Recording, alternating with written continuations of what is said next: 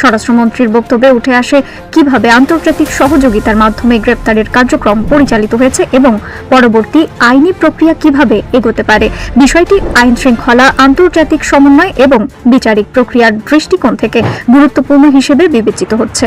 জাতীয় সংসদে বক্তব্য দিতে গিয়ে স্বরাষ্ট্রমন্ত্রী জানান, দুর্নীতি মামলায় অভিযুক্ত পুলিশের সাবেক মহাপরিদর্শক বেনজির আহমেদকে গ্রেপ্তারের লক্ষ্যে বর্তমান সরকার দায়িত্ব গ্রহণের পর থেকেই আন্তর্জাতিক সহযোগিতার পথ অনুসরণ করে। তিনি বলেন, এ উদ্দেশ্যে ইন্টারপোলের সঙ্গে ঘনিষ্ঠভাবে কাজ করার জন্য পুলিশ হেডকোয়ার্টার্সের ন্যাশনাল সেন্ট্রাল ব্যুরো বা এনসিবি ঢাকা সক্রিয় ভূমিকা পালন করে। বেনজির আহমেদের বিরুদ্ধে চলমান মামলাগুলোর প্রেক্ষাপটে তাকে গ্রেপ্তারের জন্য ইন্টারপোলের প্রয়োজনীয় আবেদনও করা হয়।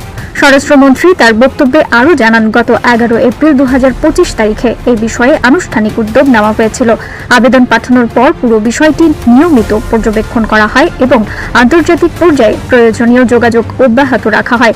সরকারের পক্ষ থেকে বিষয়টিকে বিশেষ গুরুত্ব দিয়ে মনিটর করা হয়েছে বলেও তিনি উল্লেখ করেন। এরপর আসে সেই গুরুত্বপূর্ণ ধাপ, যার জন্য অপেক্ষা করছিল সংশ্লিষ্ট মহল। স্বরাষ্ট্রমন্ত্রীর ভাষ্যমতে ইন্টারপোল ফাইল নম্বর 2025/22239 এবং কন্ট্রোল নাম্বার A574/2025 মাধ্যমে বেনজির আহমেদের বিরুদ্ধে রেড নোটিশ জারি করে।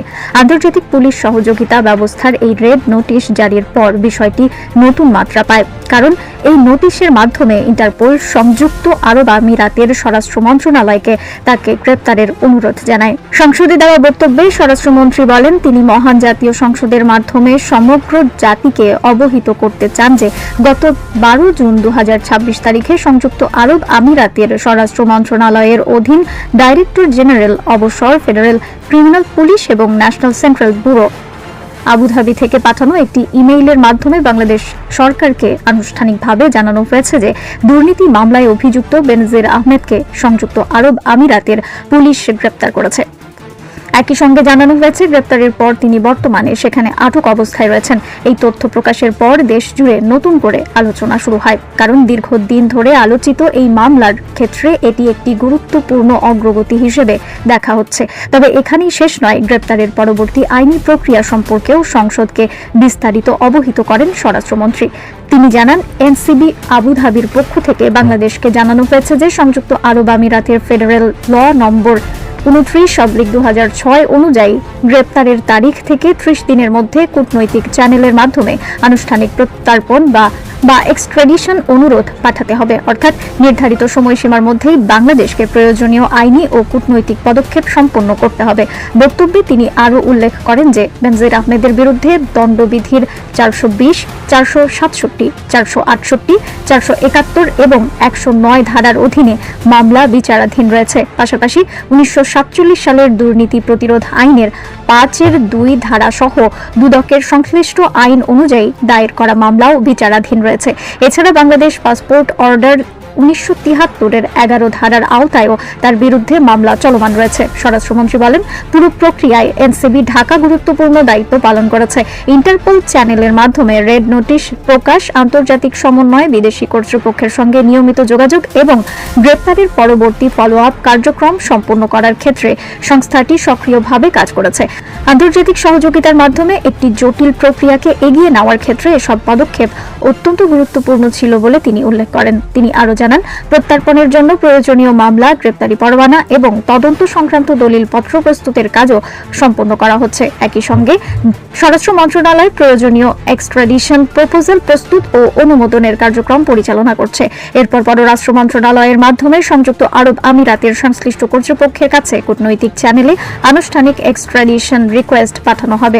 স্বরাষ্ট্রমন্ত্রীর বক্তব্য অনুযায়ী এসব প্রক্রিয়া সম্পন্ন হওয়ার পর এনসিবি আবুধাবির সঙ্গে সমন্বয় করে যত দ্রুত সম্ভব বেনজির আহমেদকে বাংলাদেশে ফিরিয়ে আনার উদ্যোগ নেওয়া হবে। তিনি আশা প্রকাশ করেন, আইনি প্রক্রিয়া অনুসরণ করে দ্রুতই তাকে দেশে আনা সম্ভব হবে।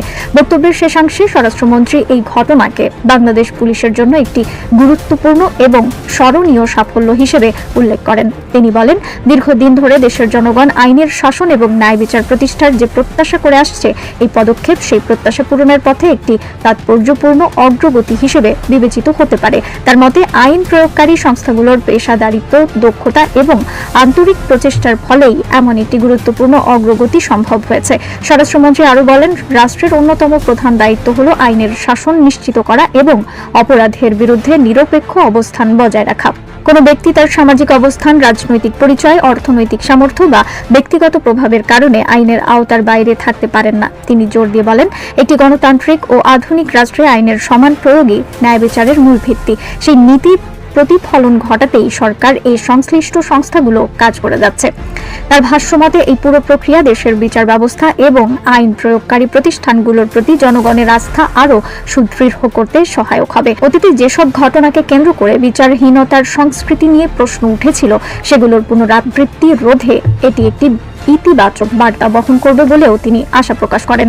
তিনি বলেন, যখন জনগণ দেখতে পায় যে আইন সবার জন্য সমানভাবে কার্যকর হচ্ছে, তখন রাষ্ট্রের প্রতি তাদের বিশ্বাস আরও বৃদ্ধি পায়। স্বরাষ্ট্রমন্ত্রী এ ঘটনাকে শুধুমাত্র একটি বিচ্ছিন্ন আইনগত পদক্ষেপ হিসেবে দেখেননি, বরং তিনি এটিকে দেশের সামগ্রিক আইন শৃঙ্খলা ব্যবস্থার উন্নয়নের অংশ হিসেবে ব্যাখ্যা করেন।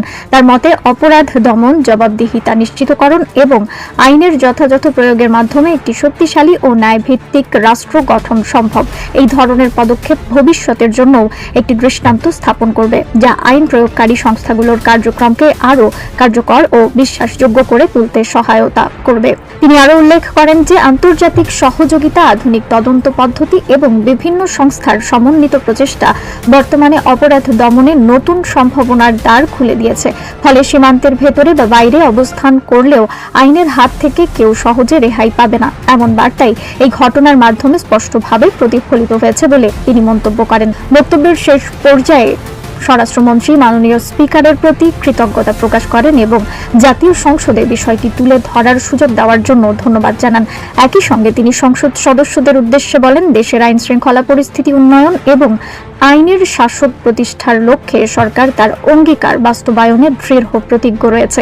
সবশেষে তিনি আশাবাদ ব্যক্ত করেন যে এই ঘটনা ভবিষ্যতে আইনের শাসন প্রতিষ্ঠা, জবাবদিহিতা নিশ্চিতকরণ এবং ন্যায় বিচার ভিত্তিক রাষ্ট্র গঠনের ক্ষেত্রে একটি গুরুত্বপূর্ণ মাইলফলক হিসেবে স্মরণীয় হয়ে থাকবে। তার মতে এটি শুধু একটি প্রশাসনিক বা আইনগত সাফল্য নয়, বরং ন্যায় বিচার প্রতিষ্ঠার পথে বাংলাদেশের চলমান অগ্রযাত্রার একটি উল্লেখযোগ্য অধ্যায়।